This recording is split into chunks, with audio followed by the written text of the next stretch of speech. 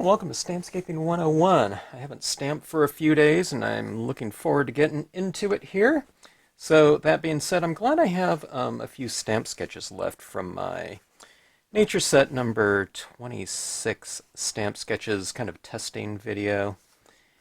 And let's see, this one here is featuring, let me see, there's one, two, three, four different parts, or four different fences in here, using different parts of them. Looks like it's the smaller version right here, a bit of the larger version, just a little part of it right down here, and a couple of the smaller ones in the background, okay?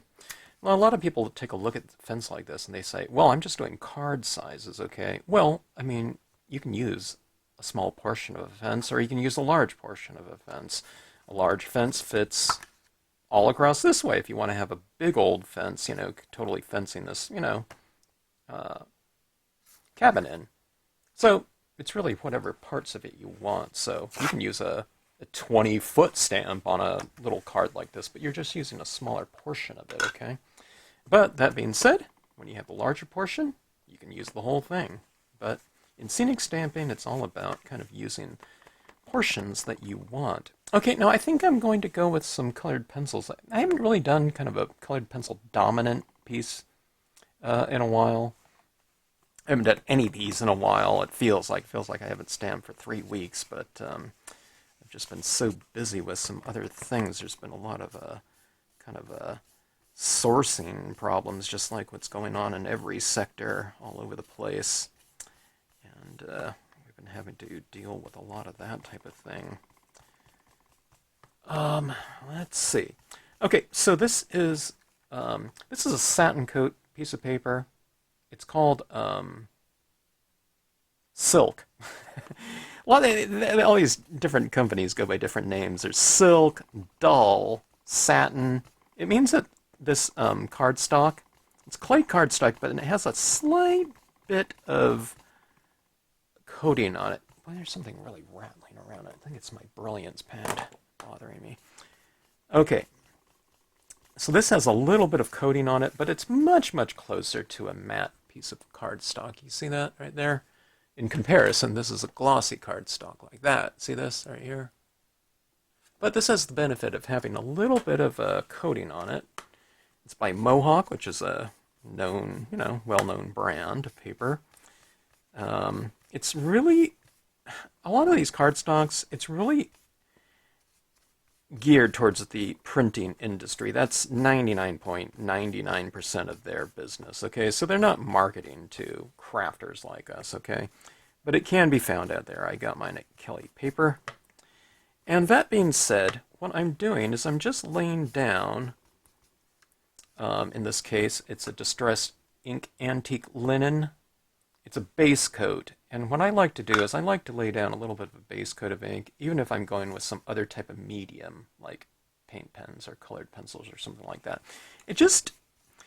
I think this it helps to prevent our pieces, our cards having any chance of having a somewhat of an anemic look, okay? Because we have a little bit of tone down already, okay? I'm not toning everything in just solid.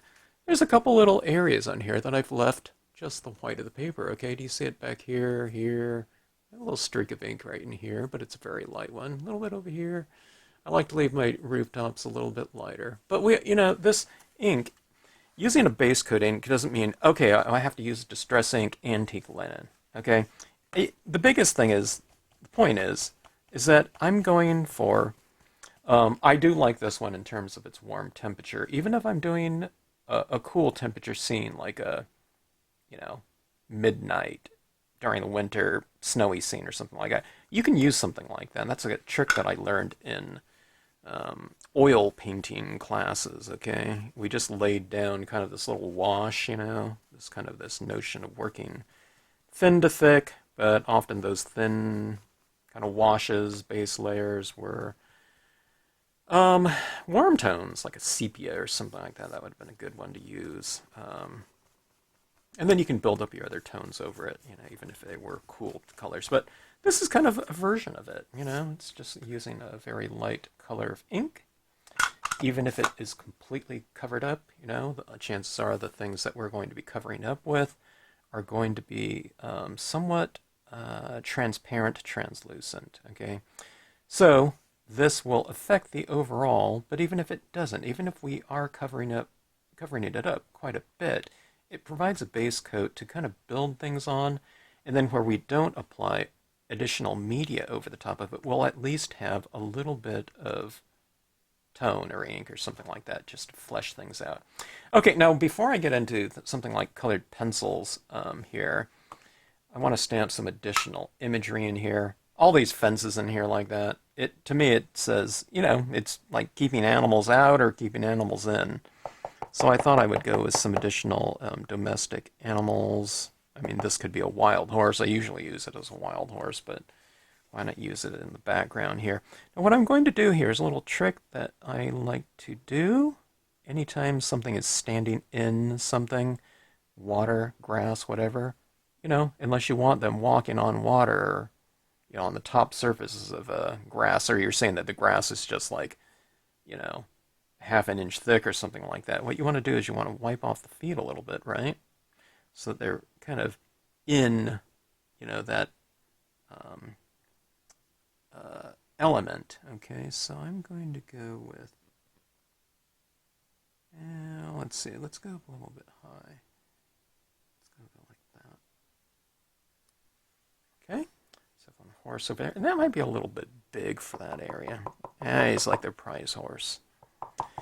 And this other one, spotted horse here, is a little bit smaller. And I'll wipe off his feet a little bit. Now, this one's standing way back in the distance, so I don't think I'll need to go too much as far as wiping off his legs. Okay, so I have a couple of them back there in the distance, okay? Now, when you're working perspective, quick lesson on that. See, if I put this horse right here, in relation to the cabin, we're saying that this, pony or whatever is smaller than having that same size one in the background, because things up high represent things that are more distant, okay? So if you put something like that, you'd be saying that it's like one of those little miniature horses or something like that, because it's much closer to us, and it would be, it'd seem very small, okay? So that being said, what I'll do is I'm going to use this rider here, Lady Rider, and see how much larger she is, right? So if I put this like lower, I don't know what we'd be saying with that, we'd be saying some kind of like world record tiny horse or something like that. But the larger in scale something is, okay, you stamp it lower, all right? That's Western perspective. There's different kind of perspectives, in other types of art, Asian art or something like that. Sometimes, the where something's located might represent kind of a different era or something like that. But in Western perspective, it generally means distance, okay? All right, see how that all kind of fits in? She looks much closer to us, right? So we put the smaller ones in the distance. Let's see if I went down like this, way down here, we'd be saying that this fence is really high, so I'm kind of putting it in relation to these fences right here. I mean, fences could be larger, something like that too. All right.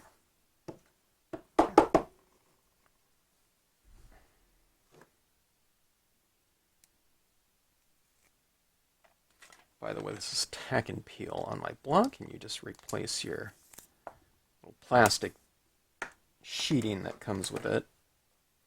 All right, now let's see here. Before I do any colored pencil kind of wax work, colored pencils are wax, right? What I'm going to do is I'm going to add in any additional impressions, just like I'm doing with these horses here. Now, because I don't want to stamp like, water-based ink over wax. It's just not going to stick, to colored pencils. So you just have to work everything in order. This would be kind of interesting here. We're putting something like this. We're saying that this is really close. They're kind of taking like a worm's eye view.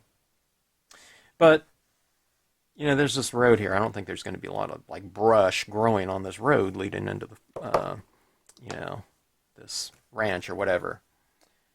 So I'm going to leave that out of there.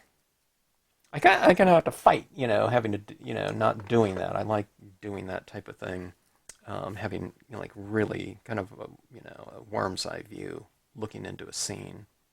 Okay, now I'm thinking about going kind of like a summer, fall type of color scheme on this. All right, so not super greens and stuff like that with wildflowers like that in spring or time or something like that sort. I mean, you can do it whatever you want, but that's what I'm going to go for in this one. Okay, so colored pencils. I'm not a colored pencil, even intermediate user. Okay, I'm like a beginner with my colored pencils. But the way that I use it, I kind of use it in the same kind of approach as I do with other media, meaning I kind of build it up slowly, okay? And I kind of checkerboard things. I don't see this cabin right here. A lot of people's ideas of it would be, okay, here's a cabin. Let's fill it in. We're going to color that cabin, okay? But they're not taking into consideration the dimensions of something like this. Like, this piece of wood here has, 3 sides that we can see. The side's not flat here, but you can see the different shading on this side from the top and from this side, right? Well, that's the same thing going on here. We have 1, 2, 3 sides. So what you want to do, and this also has an eave on it, okay? So what I'm going to do is I'm going to kind of darken in under that eave, or just that whole area, okay, like this. And I'm going to approach each side related to, but different from the other sides, okay? So on this one right here, we'll just make this the darkest side right here, okay? Now I'll use other browns here as well. But you can see, so far, I mean, so, it's being top lit, and the sides are a little bit darker than the top, okay? I mean, you don't have to be, there might be a shadow on this side of this cabin too, so you can build that shadow like that, okay?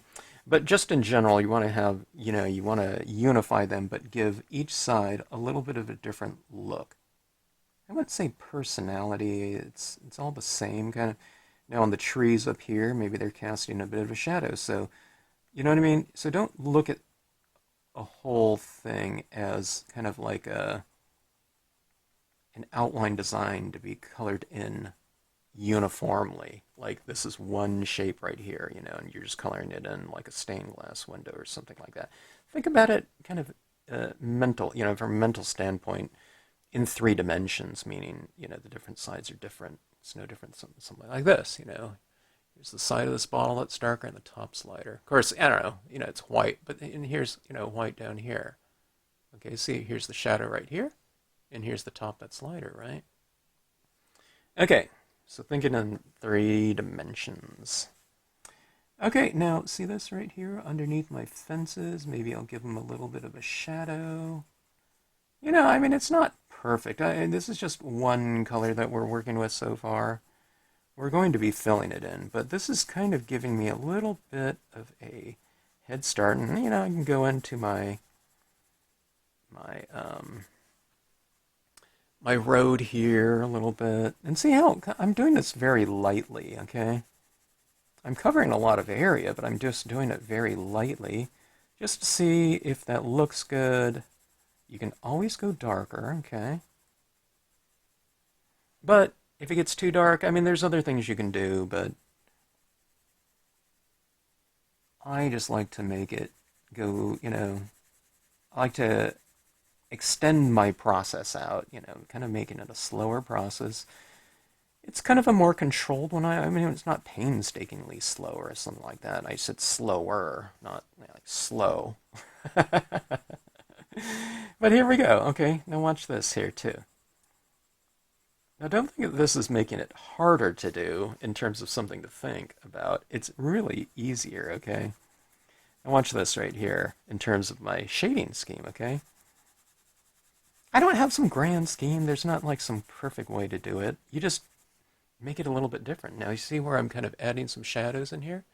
So these little areas like shaded right here, okay? And then I'm shading over here, and here's a horse, Let's give him a little bit of a shadow, okay? Do it very lightly, though. You can even do this with a black pencil, but just do it very lightly, and you get a very light gray, right? But here's what makes it really easy. This is my trick. It's a fundamental thing. It's not my idea, but this is what I do here, okay? See this? How I'm adding a little bit of shadow under my horses right here? Now watch this on the horizon, okay? I'm filling in a little bit. But now, see how this is patchy right here? It's a little bit darker in here, here, over here, okay? Add a little bit over here. See how this thing's kind of oscillating, though? There's like dark, lighter, dark, lighter, dark, light, dark, dark, I guess, light, darker, okay? You see, it's just kind of like doing this, If I was to do it on white paper, this is what it would look like, okay? Do you see how everything's kind of oscillating like that? That's what's going on here. Can you see it now? It's this. So instead of just seeing this, okay, this is one meadow to be filled in uniformly, you just do this right here. And that's what you do with anything. You do it with dye-based inks or whatever. Now this is kind of a lot of people, when they see this, they think it's kind of like, oh my gosh, that's hard. It's not really a hard concept. But most people want, okay, this is like let's say this is a pond here or something like that. They feel that this is easy to do. And it is, we're just filling it in. But let's say this is a body of water. Now see, I'm going like this. I'm just streaking it like that so that it has like lighting, light and shade in that pond area. Now I'm just doing the same thing on grass, okay? That's how you color for lighting.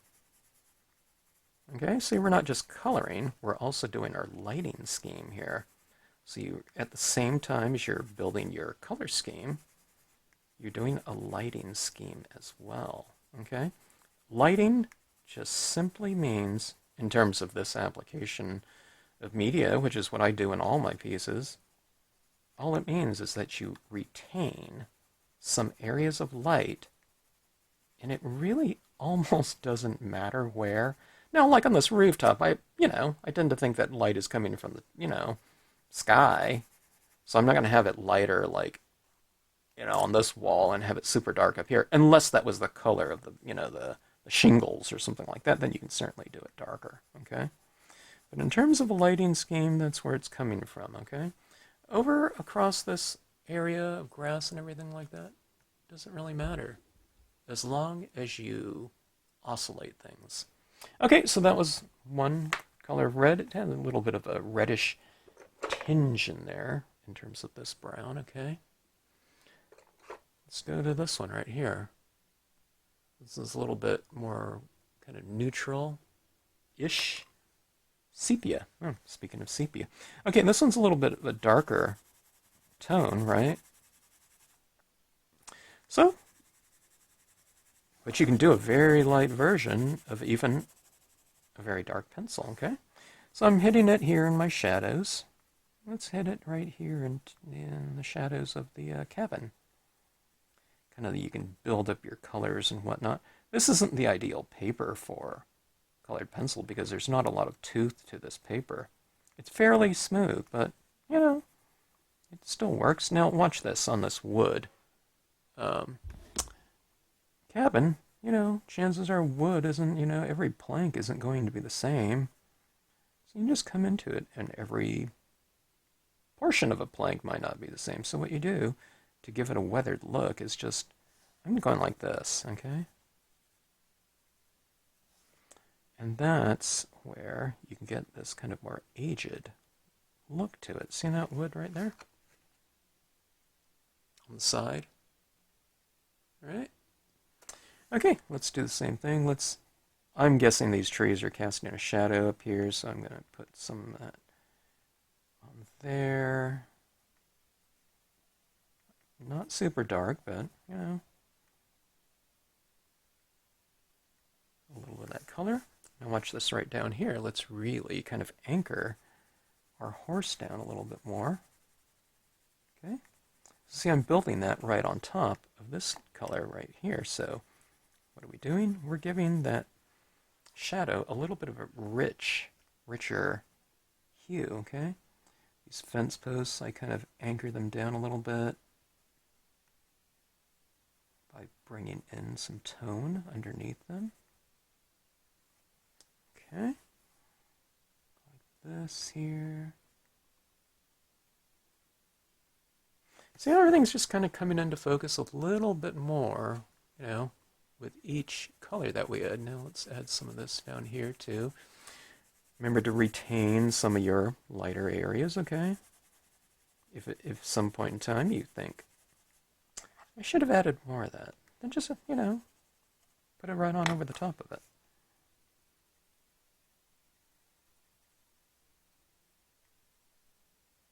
Now, if there's some colored pencil, you know, expert out there, they're watching me thinking, what the heck? Don't teach that way. You know? And they'd be absolutely right. But this is what can I say? This is the way that I'm just using them here, you know. It's kind of a real conservative way, you know. A good colored pencilist, you know, they're going to be, you know, doing, you know, really good textures and everything like that, and utilizing the tooth of the paper for, you know, some really nice textural forms and whatnot. And I love that look, by the way.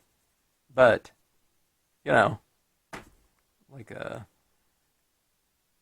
calligrapher or something like that, I don't do that, so I have to use that this in the way that just, I don't know, seems reasonably comfortable for me. Okay. All right. Now this is looking a little bit glum. I mean, it's looking really, you know, dry out here with all that dry grass. But we'll add some color to it. Okay, we're not going to make everything look, you know, completely, you know, California drought-ish here. I'm changing tones right here. This is a what?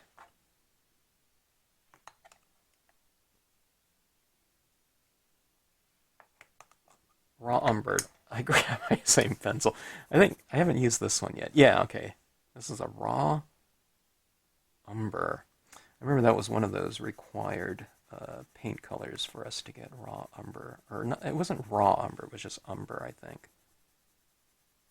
But certainly sepia was another, you know, base, you know,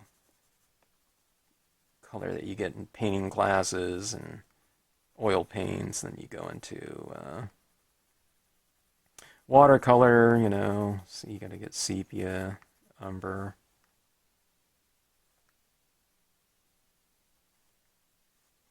Okay, so just kind of building on that. Okay. Hopefully it's giving me, you know, fairly rich palette down here.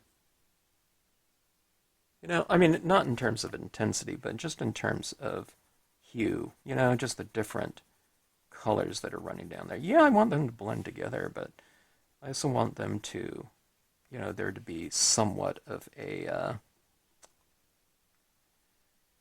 I don't know, presence of whatever color I use. You know, I don't want everything just completely mixed together.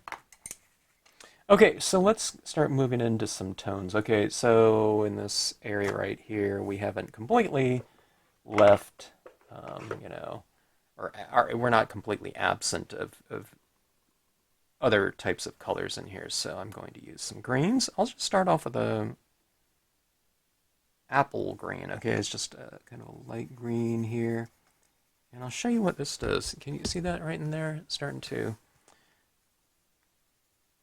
change like the characteristic of that. So I've kind of laid down, yeah, it's kind of a neutral colors in here with those browns and stuff. You see that warmth in there, that glow?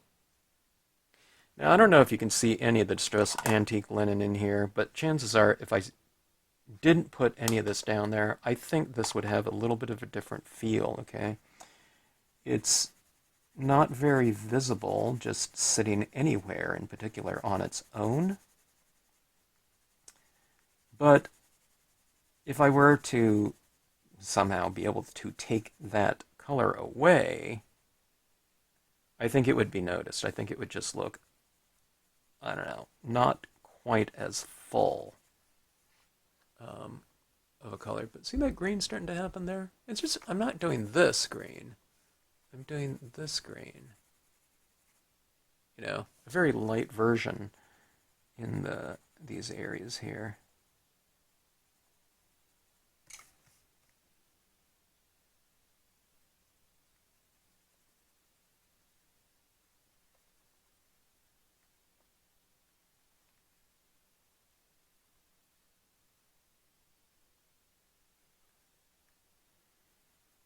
Okay, now if you want to go for some more intensity, then, you know, add more of it.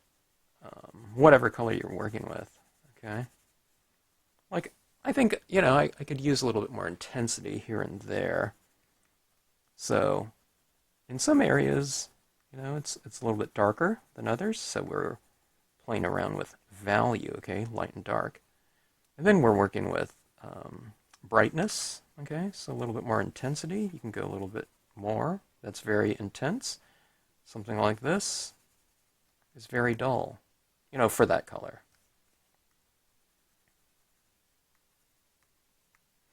All right, so you can play around with lighting, intensity, everything. Okay, so that was my first green in there. Now the green, when it's overlapping darker colors like the sepia down here, it has a darker green look, you know, because that sepia underneath it is showing through a little bit. This one is a little bit of a darker green. It's like a pine green, olive green. Okay, so I'll hit this in some of these darker areas. See, I'm just kind of reiterating the lighting scheme that I've established with my lighter colors. Okay, I can kind of develop my shadows a little bit more in here, like that. See, that's when you add kind of a darker color at the base of objects, like heavy objects, it kind of situates them in the scene a little bit easier. Okay, we'll add some of this green at the base of this fence here, and just like with my brown tones, it kind of anchors it into the scene a little bit more. See, like over here, it could use a little bit more of a darker tone. So we'll anchor it down a little bit from a visual standpoint, okay? Okay, put a little bit of a shadow underneath this horse, this distant horse, okay?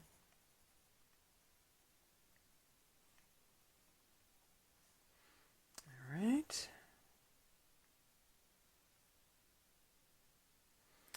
Alright, let's see, let me leave some of these colors out. This one's a darker green. It's just called dark green, wouldn't you know it?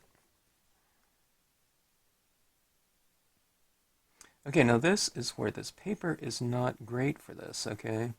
Because it doesn't have tooth and this paper is fairly smooth, as I use this pencil on here, I almost feel like I'm kind of lifting some of the other wax underneath it, okay?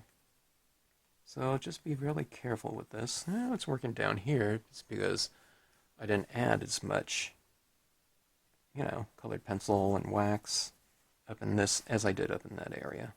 Okay, so just anchoring this down a touch here.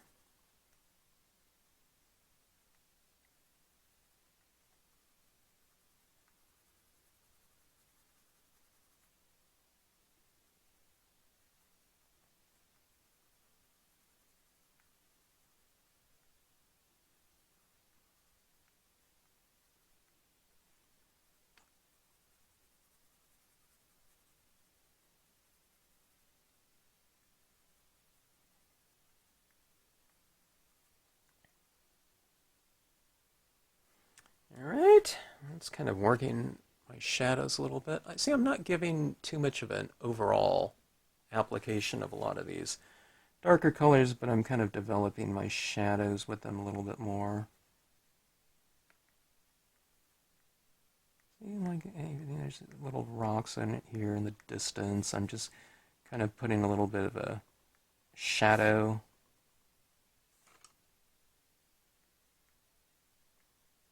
at the base of the rock. Okay, so let me show you that. See, there's those little rocks in here. I've just kind of done a little bit of a scribble, underneath some of these.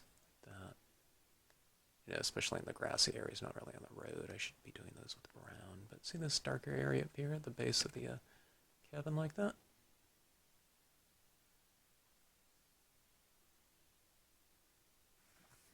All right. Let's go to black.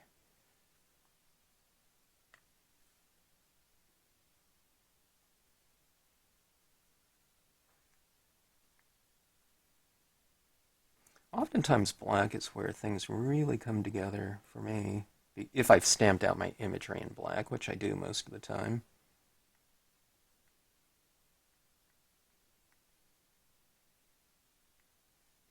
And the reason for that is when you stamp like a cabin or something like that out in black, what you're saying is that, you know, I include a lot of shadows in my cabin designs, like this wall right here, and underneath the eaves, it's darker, right? And if you stamp it out in black, you're saying that the shadows are supposed to be black. Well, here's our black, and we're developing those shadow areas with the same color that you stamped out your imagery in, okay? So, black, in this case, is the kind of the unifying value or hue or whatever. Shade is that? I don't know. Okay, see this? And remember, it is darker than the other colors, so maybe use it a little bit more sparingly at first, at least to get a feel for it.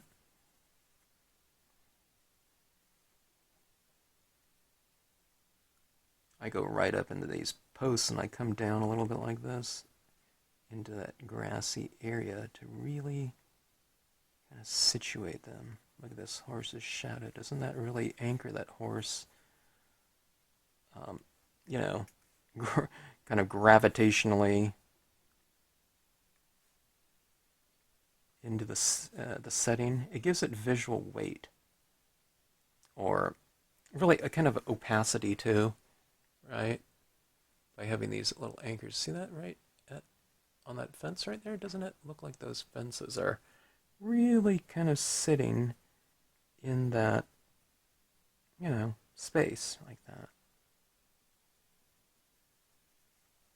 Let's do it a little bit more even.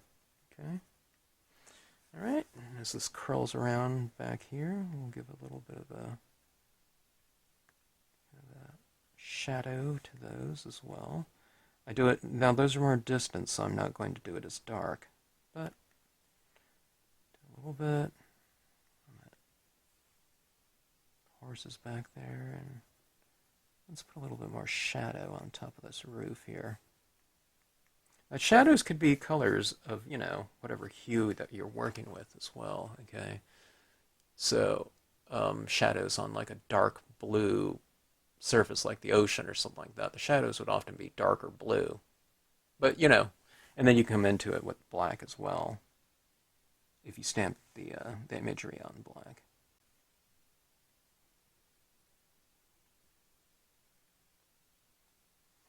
All right.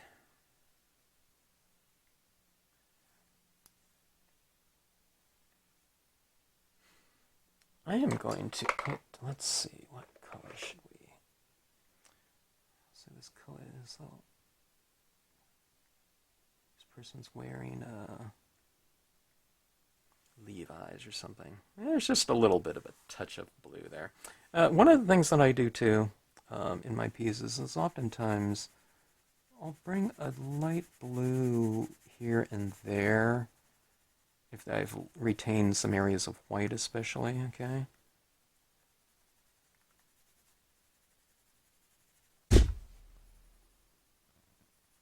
It just kind of brings a little bit of a nice element. See that blue in here? See, it's kind of glowing, right? That's, just a light blue in there. You can do that with a, dye-based ink too, or something like that. So browns within the greens, blues within, the greens as well. It just tends to be a nice unifying type of color. It's kind of a base layer color in some ways, but it's kind of the, temperature opposite too. This one's warm. This one's kind of cool, but it's, kind of airy and not... It's cool. I wouldn't say it's cold, though, okay? All right, let's... This writer here has some... I don't know. Sandy blonde brown hair or something like that. All right, and... Now see that horse in the background? There's no color on it, so let's bring in a little bit of color into this. And this looks like a wild horse. Doe or I don't know, whatever. Okay, one areas that I missed in here is like color this grass area in between the fences. So there's just like all this white going along, that fence line. So let's go into these fences here.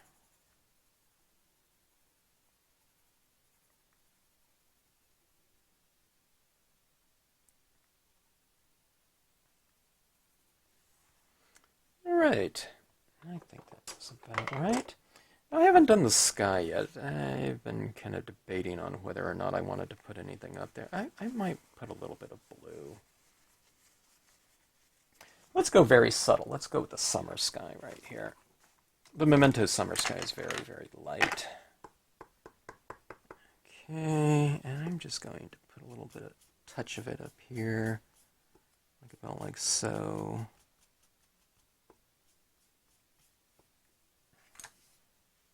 Flip this over. I don't want to drag any of that color that was on that paper into my scene. I have to be a little bit careful around these black trees just so I don't, bring in some of that black into that area. So what I'll do is I'll just kind of tap it when I'm over here as opposed to dragging it, okay?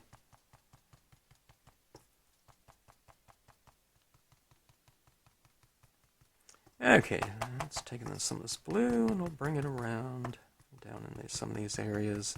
I don't know if you can see it at all, but I don't know if I can, but I think it kind of unifies things a touch. All right, so just about done, I think. Looks about like so, okay. See a little tinge of blue up there? It's not very much. Okay, now... normally, that would have been it years ago. I don't know when these pens came out, okay, but let's grab a couple of these here and let's add some highlights into the scene, okay? It looks okay to me, but we could really wake some of this,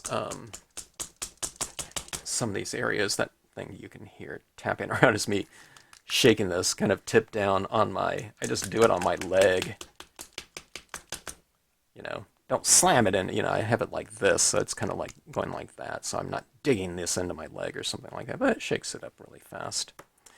Okay, so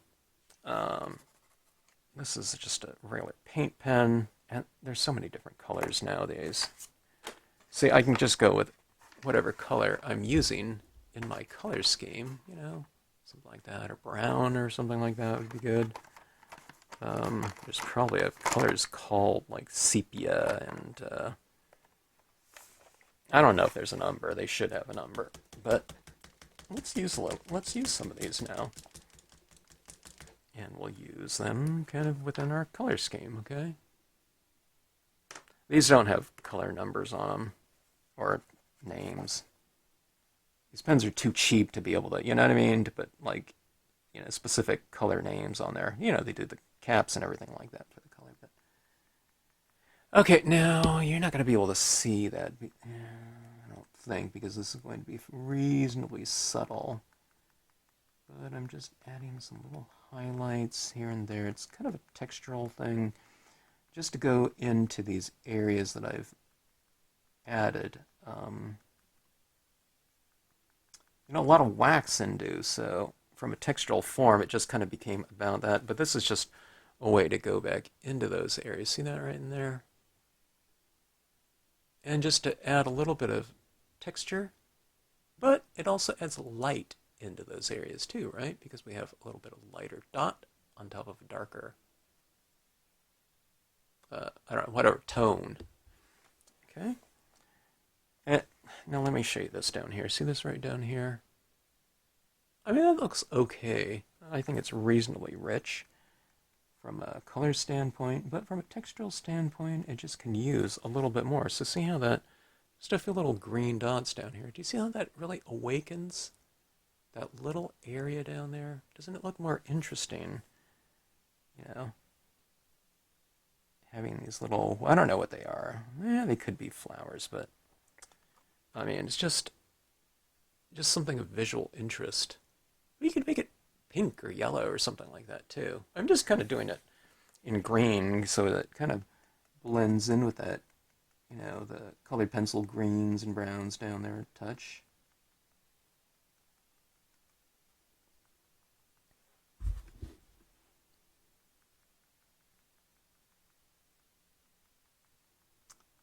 Okay, so adding some of these in the background.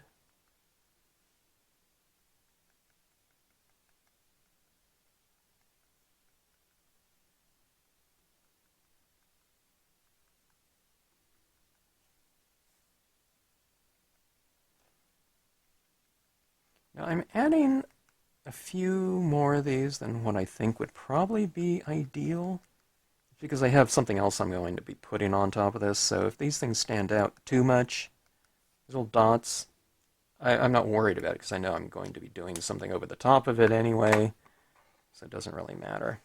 Okay, so in this road area down here, I think that looks, kind of like this color right here that has a little bit of a, distress ink type of tone to it. That looks very orange right there, but you have to really mix it up real well. Shake it up. It's one of those, it has a little plastic ball in here that's the agitator. And when you can hear that really kind of rattling around in there pretty good, and, just a few more shakes and that should do it.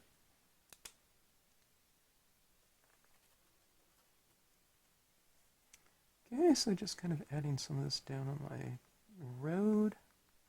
It could be light on the road, or a little specular light that's brighter than white. Yeah, it's kind of the color of some of the cabin a little bit. Can put a little textures up there on some of these shingles. There's little light reflections. I don't know. Whatever it would be. Little texture on the side of my cabin here. I'm just doing little, swatches, or wisps, I guess, in those areas like that. Okay, let's put some highlights on top. I usually reserve this for my white, but maybe this will be a little bit more subtle because it's a color.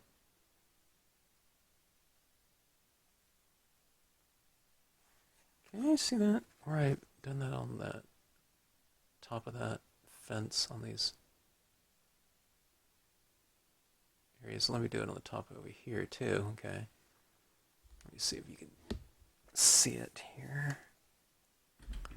Okay, I'm going to take the danger of zooming in like this and forgetting to pull out, later with my camera. But see this right here? See how that really, doesn't that really make those fences seem a lot more dimensional and like it's capturing the light like that? And it's on the design itself, okay? So you don't have to make this up. You just have to be aware of it. See, like the tops of these fence posts, or whatever, slats or whatever, are lighter on the top than they are on the bottom. So that's a little detail I put in there for you. See, like that, light top, darker on the bottom. So all I'm doing is I'm just kind of doing, putting that little bit of light right back in there with a little bit of a pen like that. So you're just reiterating what's already done in the design, but it got colored in, so. But now, doesn't that fence look real dimensional that way? It's something that's very subtle, but can you see those lighter top areas on there now?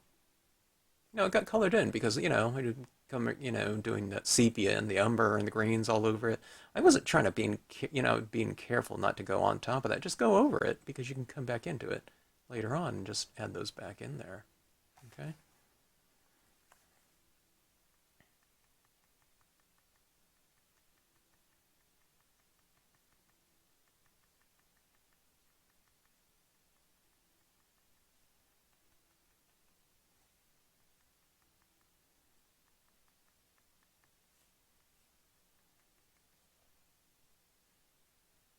So on some of these rocks down here, I added a little bit of a shadow at the base of them. You can go into them now, and if you want to, you can even add a little highlight on the top of them.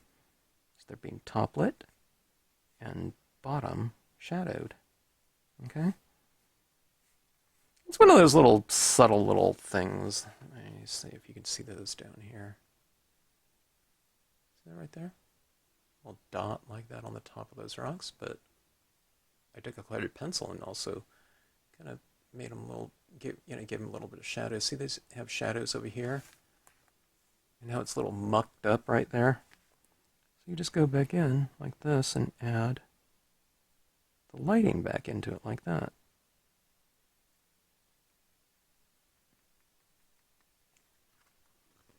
Okay, see that right over there? I mean, it's just one of those very subtle things like that. But otherwise, it was just kind of blurred out like that. Same thing out here. It's just all that green, but you put a few dots like that into it, and it kind of brings it to life. I don't know, doesn't everything seem a little bit more dimensional now with these little dots? Okay, here's white right here. White might stand out, quite a bit, so just, I don't know, add a few in there, use it sparingly at first, see what it looks like, see how it's affecting your piece. Now, what I'm going to do on this one is my idea for this little rider here is to make it look like early morning. It doesn't right now, but after I do that fog in here, hopefully it will, someone that's, getting up, early, going for their morning ride or doing their rounds or whatever. And maybe they're stopping to really kind of take in the moment, and really, someone that's very just aware of, I don't know, whatever simple things in life,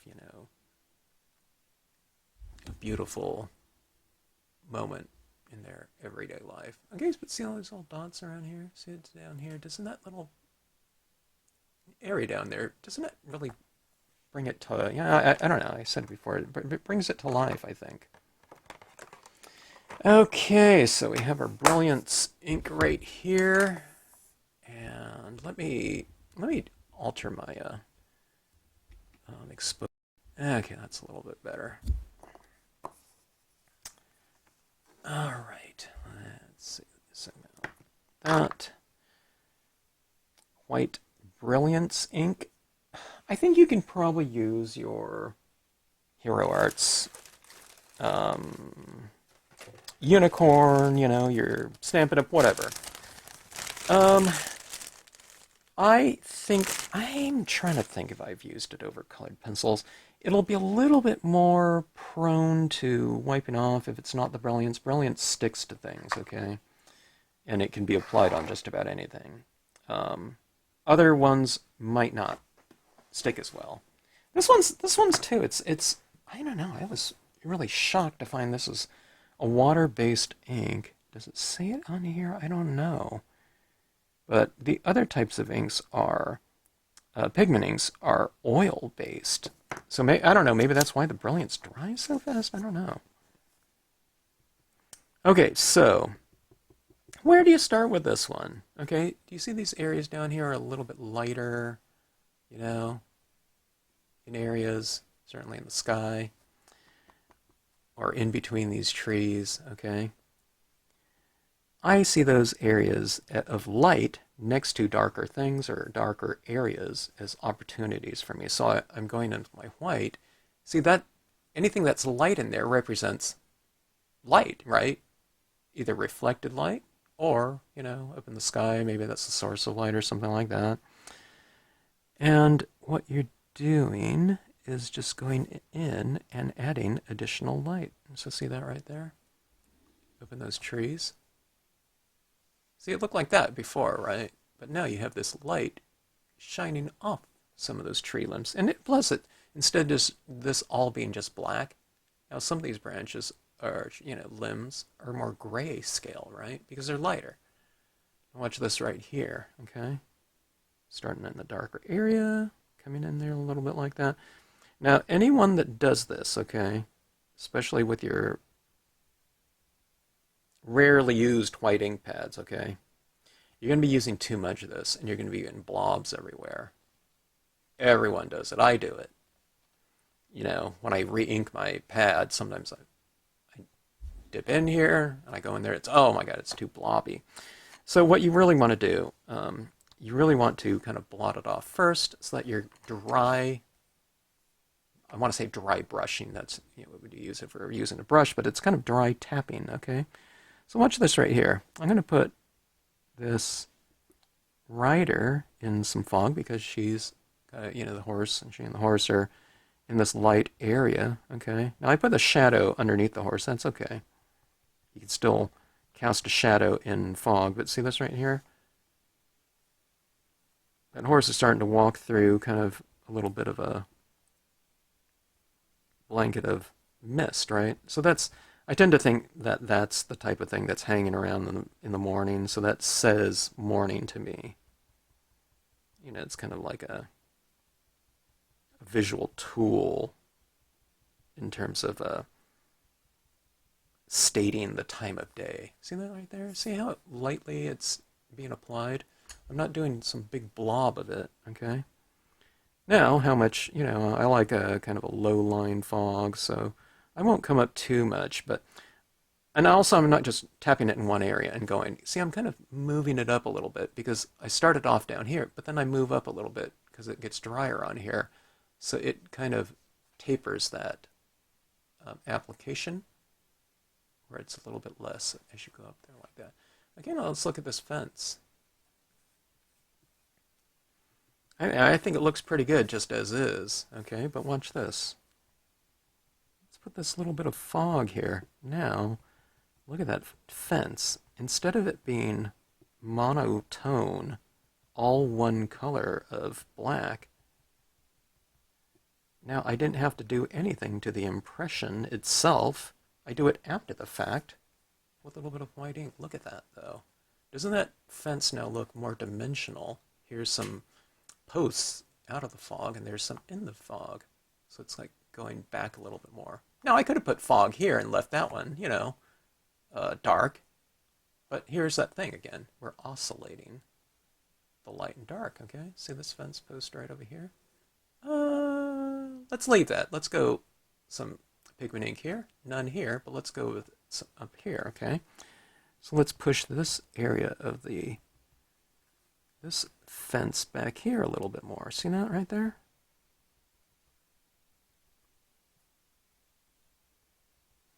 Okay, so see that as it kind of bends around like that? Doesn't it change that spirit of it and make that look more distant?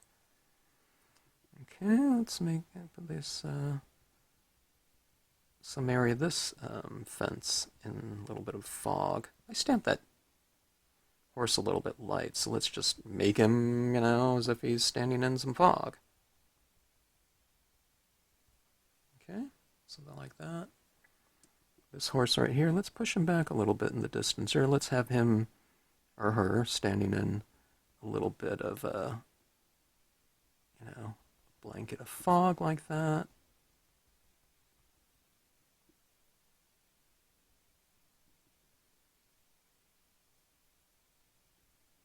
Something like that. Okay. The cabin here.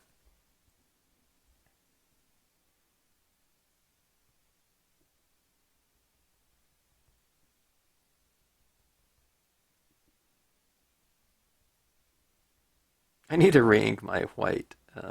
Well, maybe not. There's like part of my pad is kind of super juicy, and part of or a lot of it's real dry. I kind of like having it a little bit dry though for this type of application. I bought a second Brilliance pad, so I'm going to use one to make impressions with, and the other one, to do this type of toning with. Okay, but see this right here? I don't know. Doesn't it change the whole kind of spirit of the piece by having this little bit of fog here and there like that?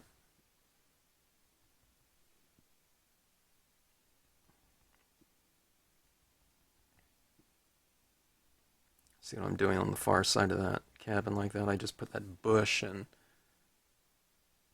quite a bit of fog. Morning mist or whatever it is.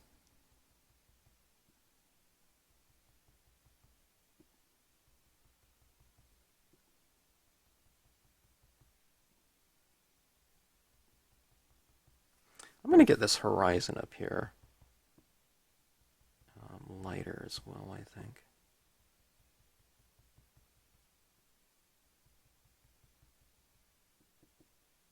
A lot of things when I'm doing these stamp sketches, a lot of things it's establishing a lot of things, okay? Because I'm just stamping it out in black. I'm not, doing multi-tonal impressions, with some kind of color scheme in mind. I'm just kind of testing out the stamps. But this is just coming to show you that you can go back and alter what your impressions look like after the fact by doing something like, making them lighter in some areas. So they're not monotone, okay? All right, I think that is enough there. You can go back in, you can do, little details or something of that sort. Let me make a little, let me do a fine tuning here. Let's grab some, I mentioned it before and I said yellow, okay? I think I want to use some yellow in here. I want to put a couple, I don't know, flowers that might stand out a little bit more with this kind of yellow. It's a super bright one, huh? It's almost like a sunflower yellow or something. I can tell when I haven't used something too much because the ink really needs to be mixed up quite a bit. Oh, I've never even used this before. Look at that tip is like white. So let's get this one going here. I don't know why I haven't used it yet. Super bright yellow like that.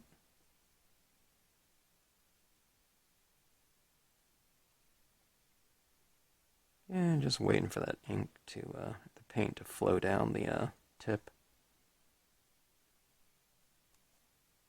Not yet. Coming.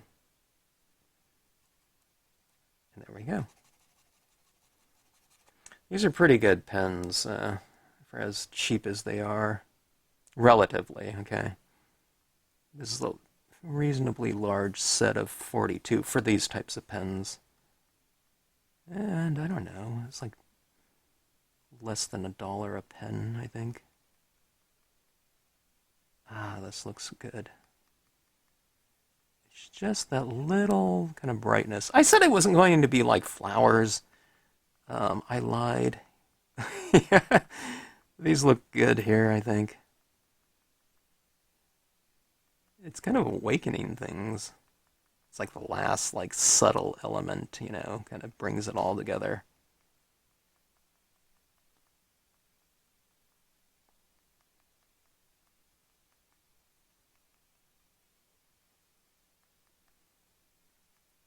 It's like these little flowers have blown onto the the road as well. Yeah, okay. Now, I don't know if you can see that there, but let's take a look here. And you can see those little yellow flowers down there. But look at that. Doesn't that really bring that area to life, though? You see that area down there? Right at the base of the fence. And it's all right along here, too, and the distant meadow. I mean, it's nothing that's standing out like, you know, super strong or anything like that, but I think it lends its influence pretty strong. Let's take a look and see what this look like. Okay, let me get...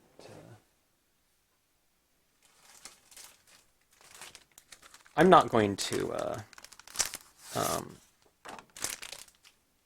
put this on a card like this, but I just want you to see how dramatic this piece could be probably on, you know, matted off like that. So I'd probably do some other color of mounting on it and put it, maybe, I don't know if I'd put it on a dark piece of paper like that, but I just wanted you to see what it looks like that. So anyways, okay, so stamp sketch, base layers, okay. You can't see the antique linen at this point in time. It's really been covered up, but I think it does contribute. See this little area down here? Don't you feel like that? That's, I don't know, it has a certain type of glow to it. I didn't use a ton of, colored pencil colors over there in terms of, making it very opaque with them.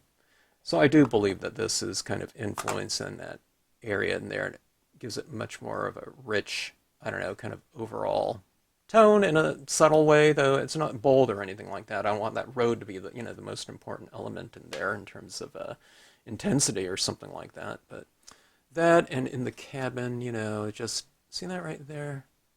I don't know. I think there's a richness to that wood grain in there that it probably wouldn't have as much of without something like this, okay? And it's certainly underneath all that meadow in there too, so when you look at it close, I don't know, very little. Can you see the blue in here too? That was that real subtle sky blue in there.